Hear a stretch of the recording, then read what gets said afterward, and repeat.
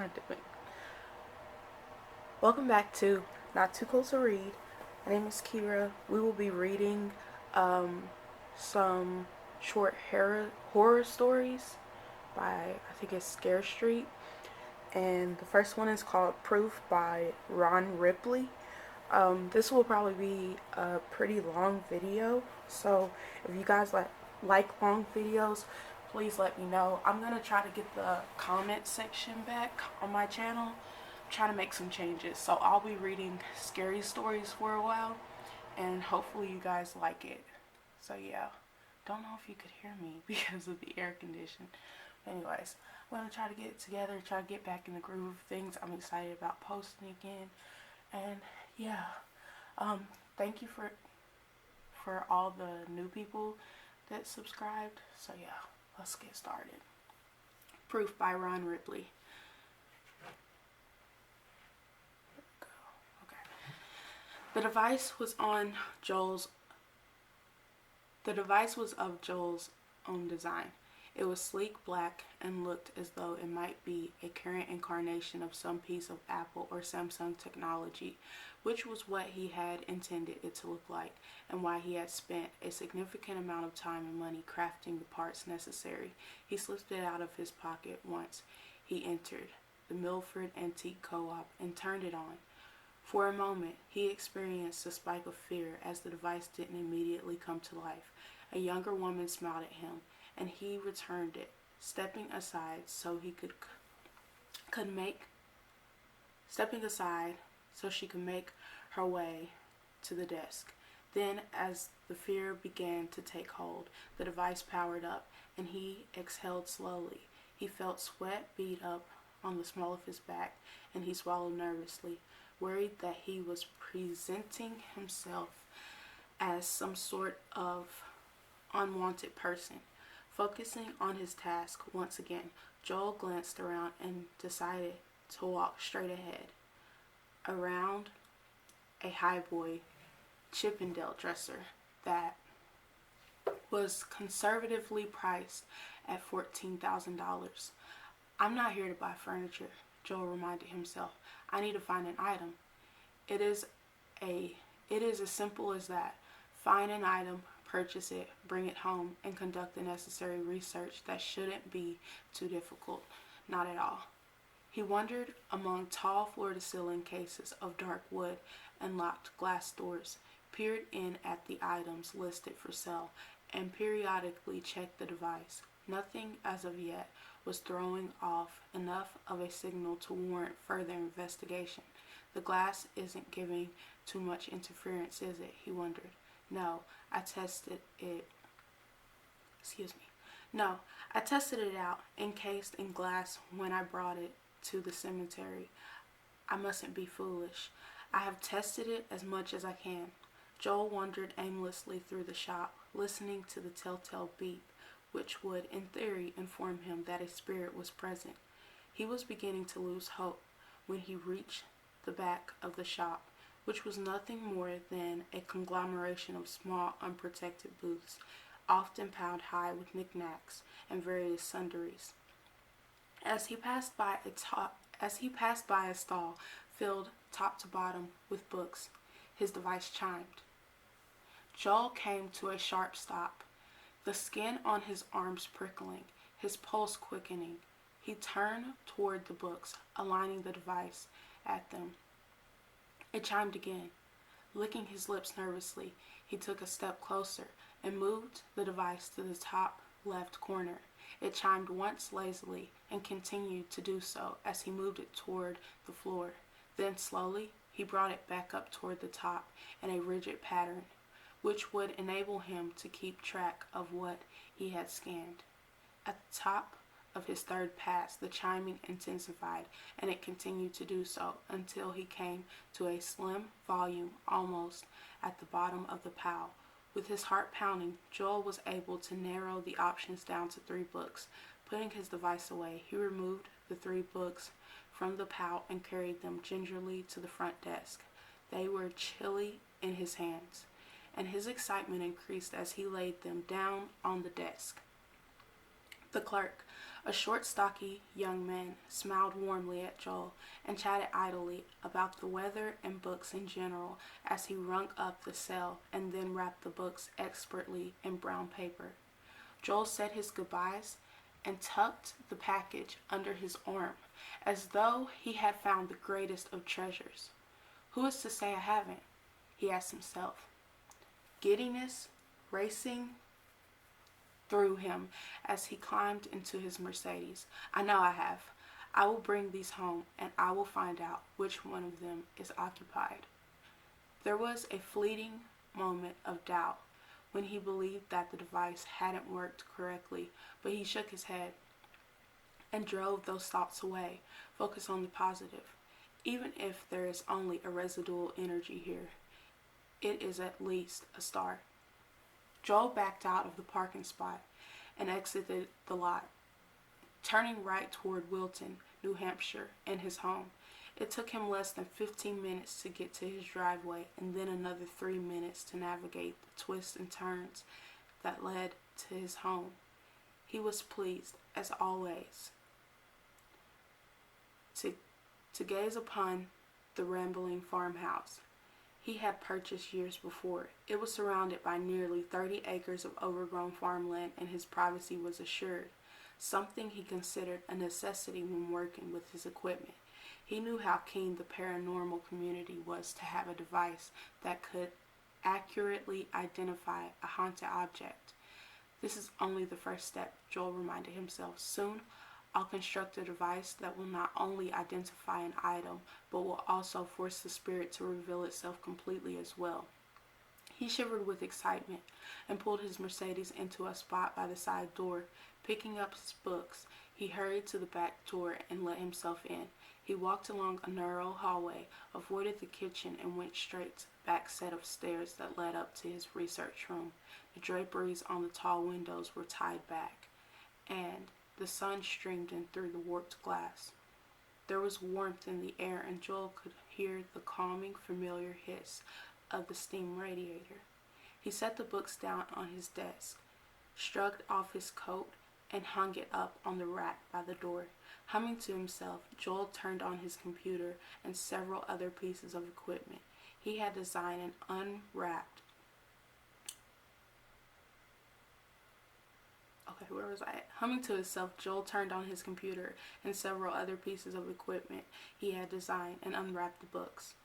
He examined them closer, enjoying the chill as his fingers brushed over the dimpled bindings and the rough-cut edges of the pages.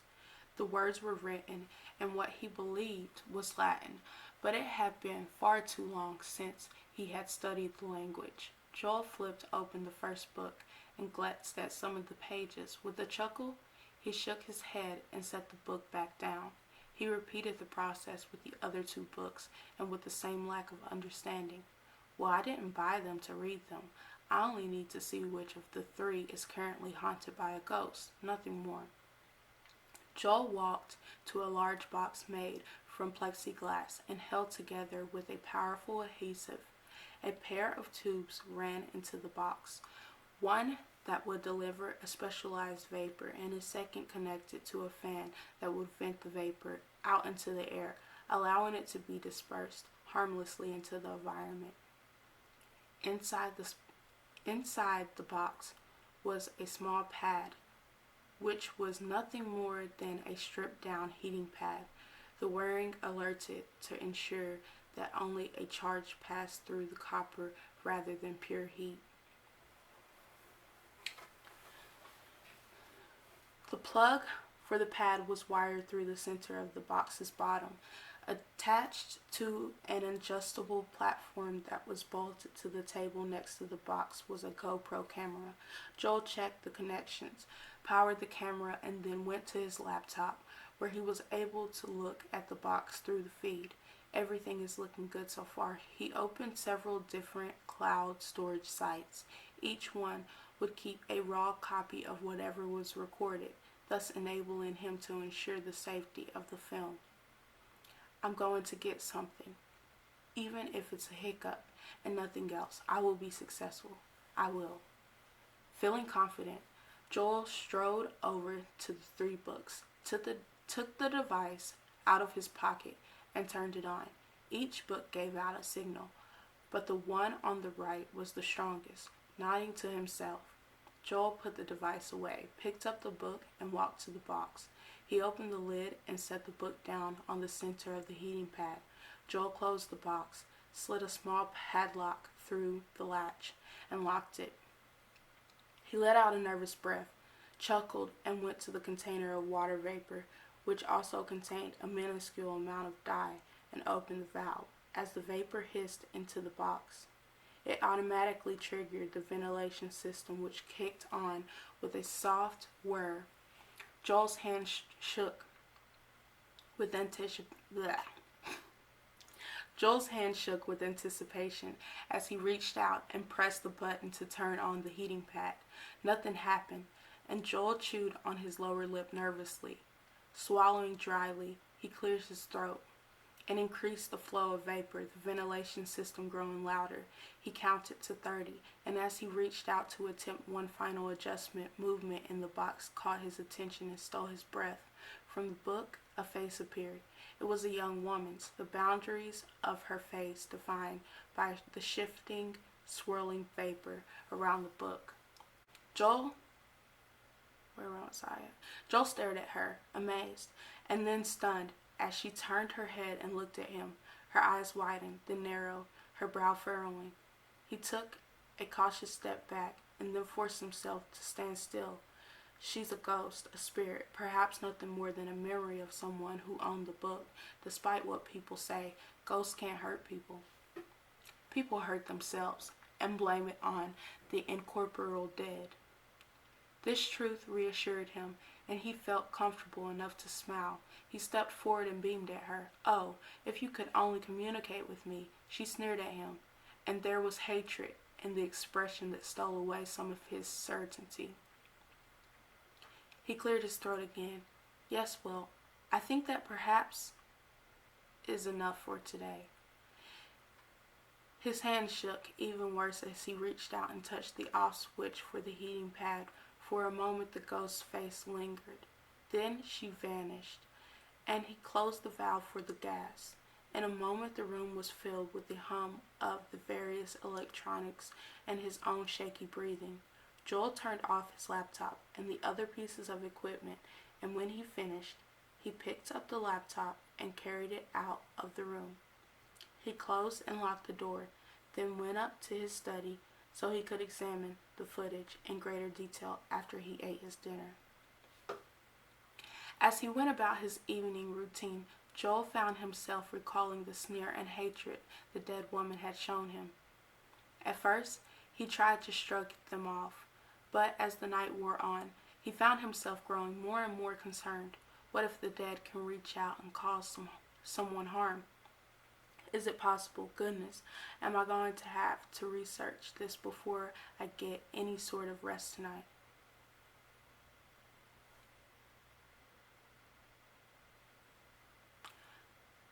What the heck was that?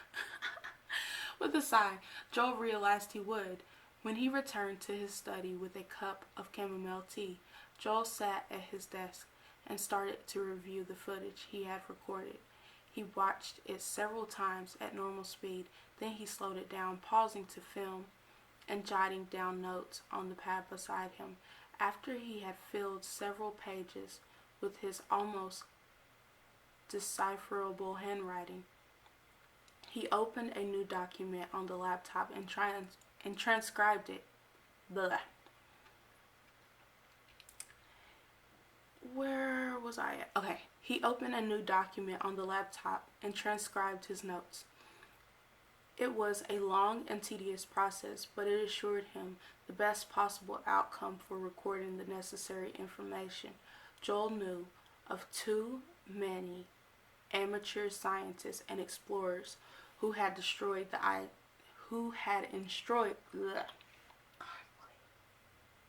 Lord, please help me. I'm jumbling my words all over the place. Where was I? After he filled several pages with his almost decipherable handwriting, he opened a new document on the laptop and transcribed his notes. It was a long and tedious process, but it assured him the best possible outcome for recording the necessary information. Joel knew of too many amateur scientists and explorers who had destroyed the integrity of their work by not being disciplined enough when it came to documenting their evidence. Once he had gone through the entire session, he went back to the beginning and began to analyze it frame by frame. He created a comprehensive timeline of what he was doing and exactly what had occurred during each moment. By the time he finished, Joel was exhausted, thrilled with his findings, but completely spent. So much to do. He sank back into his chair and drank the last dregs of his cold tea. His eyes darted to the corner time display on the laptop and was surprised to see it was almost 2 in the morning. He had a difficult time keeping his eyes open as he saved and backed up his files. Yawning continuously, Joel pushed himself into a standing position, steadied himself on the desk, and then left the room. I'll research the ghost tomorrow, he told himself. Too tired right now. He stumbled and staggered down the hallway to his bedroom, heading directly for the master bathroom. Once he crossed the threshold, Joel managed to brush his teeth before going to his bedside and shedding his clothing. He climbed between the cool sheets and tucked the blanket over his shoulders. Reaching out a hand, he found a light switch and turned off the lamp on the bedside table. The darkness was soothing, as was the sound of the rising wind outside his home. As he listened,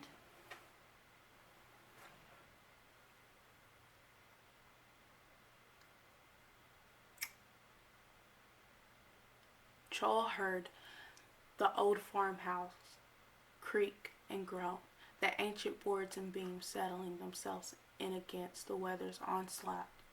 He smiled and thought not only of the pleasantness of his bed, but also of the great discovery he had made. Who is she, he wondered. Who is she, he wondered. Why does she bind herself to a book? Is there a way to communicate with her? Should I go so far as to look for a medium? No, that is far too subjective. I'll stick with my empirical evidence, thank you. He chuckled at his own foolishness. Joel yawned, and another thought crossed his mind. Would it be possible for me to communicate with the spirit without the benefit of additional equipment? A spark of curiosity caused him to consider the question for some time before the weight of intellectual and physical exhaustion overwhelmed him. When he opened his eyes again, Joel was shivering. He had kicked off his blankets, and it seemed as though the heat hadn't kicked in. Mustn't be that cold then, he chided himself. No need to worry, just have to pull my blankets back up. Sitting up, Joel took hold of the blankets, pulled them up his shoulders, and burrowed into them, curling into a fetal position as his body shook and shivered. I had no idea it was going to be this cold tonight, he thought, his teeth chattering. I suppose it's getting close enough to winter that I should start paying attention to the weather forecast. There was a tug at his topmost blanket. Joel blinked. All thoughts of the weather vanished from him. He lay perfectly still, trying to decide if he had imagined it or if his blankets were sliding off the bed. The blanket slid down to his knees and was then thrown off his bed completely. Joel watched, both fascinated and terrified, as it was hurtling across the room to strike the wall. With enough force to cause the bedroom door to shake, before he could gather his thoughts, the next blanket was torn away and the top sheet went with it, leaving him exposed to the bitter cold of the room. In the half-light of the full moon streaming through the bare windows, Joel saw his breath form as vapor in the air in front of him, a sight which scared him far more than the stripping of the bed. It's a ghost. It has to be. It is the woman I saw. Is it the woman I saw? I haven't seen any other ghosts. A small portion of Joel's ego was stroked by the realization that he was right. He had found a way to connect and roughly communicate with the dead. The majority of his conscious mind was filled with growing fear. He hadn't known it would happen so quickly. I should have done the research before bed, he chastised himself, forcing his uncooperative body to get out of bed. He walked stiffly to his dresser, took out a warm pair of sweats, and puts them on. His eyes darted nervously around the room, and he noticed, after a moment, that his alarm clock was not working. There were no numbers on its digital face. He had no idea as to what time it was. Joel took several nervous steps to the light switch by the door and flicked it up and down. The overhead light in the center of the room did not react. He remained in darkness. I need to confine the ghost to the book. How do I do that? I can't remember. His mind raced swiftly through mountains of useless information in his memory. After what seemed like several minutes, it came back to him. Salt. Salt. He twisted toward the door, and the collar of his sweatshirt was yanked back. A punishing bolt of pain spasmed up his tailbone as Joel fell backward and landed on his butt. He let out a howl and fell to his left, clasping his hands over the injured body part and instantly regretting it. The pain magnified, and he let go, rolling onto his stomach and trying to get into a kneeling position. A hand wrapped itself in his hair, twisted, and then yanked his head up hard enough to cause stars to burst on the edges of his vision. When it cleared enough for him to see, Joel found himself looking into the face of a young man, not a young woman. "Who are you?" Joel gasped the question involuntarily. The stranger responded with a sneer and a statement in a language Joel could neither understand nor recognize. Joel screamed in pain as the dead man dragged him across the floor to the window. Throwing his hands up and grasping the sill, Joel shook his head as best he could. "What do you want?" The dead man slammed Joel's head against the sill, and the skin of his forehead split open. Warm blood coursed down his face, and a headache sprang to life just behind his eyes.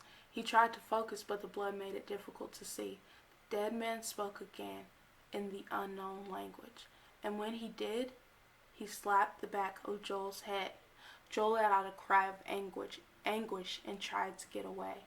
The ghost bounced Joel's forehead against the sill again, and through the pain Joel felt the skin tear open again. Blood flowed into his eyes till he couldn't see. He sank to the floor and flailed around, trying to remember which way would take him to the door. Joel crawled several feet and struck the side of the bed. The dead man's laughter, cold and brittle, filled the room. Bitterness coated his words when he spoke again, still in that unknown language.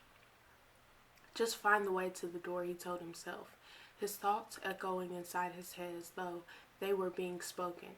Joel crawled forward, and then after he had covered what he believed to be several feet, he reached out to see if he could touch a wall. The dead man kicked out the arm he used to support himself, causing Joel to crash to the floor. His teeth clacked together, and he bit through part of his tongue.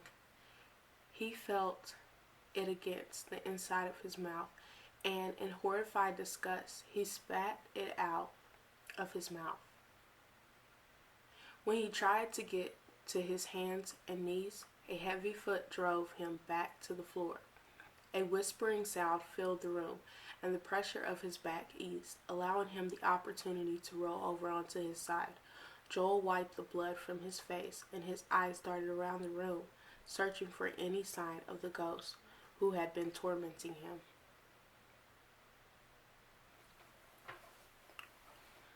Joel saw the dead man standing by the doorway. The young woman he had seen in the book stood there as well. For the first time, Joel was able to see the clothing the two wore and the striking similarity between them both. Brother and sister, he thought. They were both clad in black, the brother in a black suit with a matching shirt and tie, while the sister wore a high-collared dress with full sleeves and a hem that brushed the top of her booted feet. She glanced at her brother and spoke in the same unknown language. Her brother nodded, strode forward, and grabbed Joel by the front of his sweatshirt with both hands. Waves of cold wrapped around him and set Joel to shivering again. He coughed, and the pooled blood from his maimed tongue spluttered out over his numb lips. Grinning, the dead man lifted Joel up from the floor until only his toes grazed the carpet. The dead woman walked forward, her lips twitching in a smile that was not reflected by the cold hatred in her eyes. When she spoke, it was with a faint accent, though Joel could not tell where it was from. "You awoke us. Why?" "Didn't know it would," Joel cried as he spoke, every syllable inflicting excruciating pain on his damaged tongue. "We have been sleeping for a long time, I think. What year is it?" Joel managed to mumble the date and year, and the dead siblings let out simultaneous roars of laughter. "That long? Nearly a century." The dead woman shook her head. "It will be interesting to see what has changed. You will show us. You will help us." "Help?" Joel spluttered blood as he asked the question. "Yes, help." The dead woman spoke to her sibling in their native tongue, and the dead man shook Joel viciously. Joel vomited through the ghost, an act which caused the dead man to laugh even harder. "Are you even a man?" The disdain in the dead woman's voice was palpable. "I think not." Her brother asked a question, and the dead woman nodded. "My brother is correct. Regardless of your lack of spine, you will be able to help us. Perhaps it is best that you know nothing of courage. It might make this far more challenging, and a challenge is not what I wish to have at this time, nor does my brother." She motioned to the dead man, and Joel was dropped to the floor. He managed to catch his balance and stagger backwards. He cried out in pain as he sat down hard on his bed, but refrained from adjusting his position off his injured posterior. Joel stared at the dead siblings, his mind racing but without purpose or direction. Panic had seized him, and he fought to control it as the dead man rejoined his sister. "You will help us acquire young boys." The statement caused his thoughts to halt. He looked at the dead siblings, fear and confusion plain on his face. She nodded. "They shot us for the way we like to play." The dead woman shrugged. "There were far too many boys in the world to begin with. Who was going to miss a dozen or so? We didn't think anyone would, but there we were wrong. By the time we understood the danger and began to select our playmates with greater care, well, it was already too late. The police found us and they executed us on the spot." "Shot us in the back because we were attempting to flee," they said. Her brother scoffed, and the dead woman nodded. "Yes, exactly. We would gladly have gone to prison. There would have been more people to play with. Not boys, sadly. But still, we would have been able to play. It wasn't fair that they shot us. Not fair at all. We haven't even started to eat the last one they found us with." Ew, I think I'm gonna be sick. I really think this story is gonna make me sick. Where was I? Oh, so gross. Oh. Joel threw up again. Oh, I don't blame you, Joel. Blood and bowel splashing onto his legs. He stared at the ghost, rooted to the spot as the dead woman continued to speak. "We will require you to find a good place to take the boys from. Perhaps a park or a school. They always worked well for us." Joel shook his head. She smirked. "You think you have a choice?" Joel hesitated. Then he nodded despite the pain in his head and mouth. She motioned to her brother, and the dead man was there a moment later. His cold, brutal fist smashed into the side of Joel's head and sent him crashing into the wall. Part of the old horsehair plaster gave away with a crack, and a crack rang out as a slat broke beneath it. Several more punches landed, each one directed at different parts of Joel's body. The final one hit him in the groin with enough force to cause Joel to shriek and vomit, curling into a ball. He rocked on the bed, his mind burning with the agony. Dimly over the sound of his own agony, he heard the siblings laughing and chatting. After what felt like several minutes, the dead man grabbed hold of Joel and forced him to stop. When the ghost raised his hand, Joel shrank away. From the corner of his eye, he saw the dead woman nod in satisfaction. Her brother let go and returned to her side. You understand now that you had no choice in this matter. Joel nodded. You will do exactly what I tell you to. He mumbled a bloody yes. Good. She spoke to her brother, who nodded and left the room. Looking back to Joel, she said, Get your shoes on. Joel glanced at the window as he shakily forced himself to his feet. Beyond the glass, which had a curious, lovely coating of frost on the lower panes, Joel could see the night sky and the beauty of the world. Without another thought, he ran for the window and leaped. He smashed through the glass head first, and as he plummeted toward the ground, he closed his eyes and prayed for death.